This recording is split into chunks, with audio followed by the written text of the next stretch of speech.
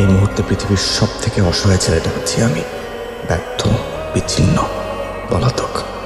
আকাশে উঠতে গিয়ে ইকারুসের ডানা যেমন গলে গিয়েছিল, ডায়নোসর যেমন মেসোজোয়িক যুগের শেষে হারিয়ে গিয়েছিল, শেয়ার বাজারে টাকা হারিয়ে আমার ঠিক একই অবস্থা। হেরে গেছি আমি, ক্ষয়িষ্ণু কারো অন্ধকারে ফসিলের মতন মিলিয়ে গেছি আমি। কি করো সিকো? আমি ঋণগ্রস্ত। সকালে এসে দুজন নখ দেয়, বিকালে এসে দুজন নখ দেয়,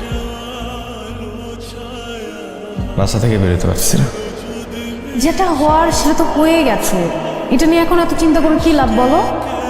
তার থেকে চলো আমরা অন্য কিছু চিন্তা করি।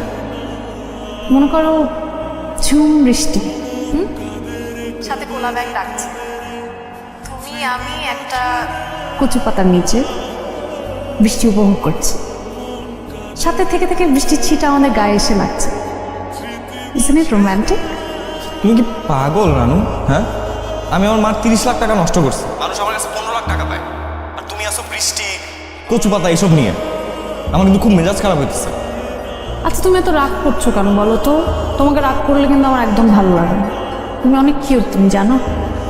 তুমি না ডাক্তার দেখো, আমি মোটেও কিউট না, আমি একটা লুজার। বানদের আমার পাইলে বার্গার মতো কামড়ায় পাবো।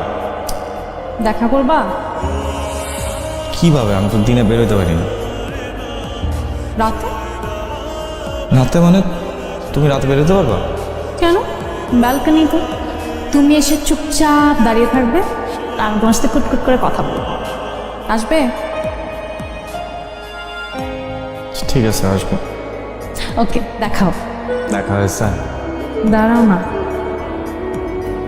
আর একটু দেখি। যাও, এখন তুমি যাও। তুমি আগে যাও, আমি তোমার যাওয়াটা একটু দেখি। আচ্ছা ঠিক আছে।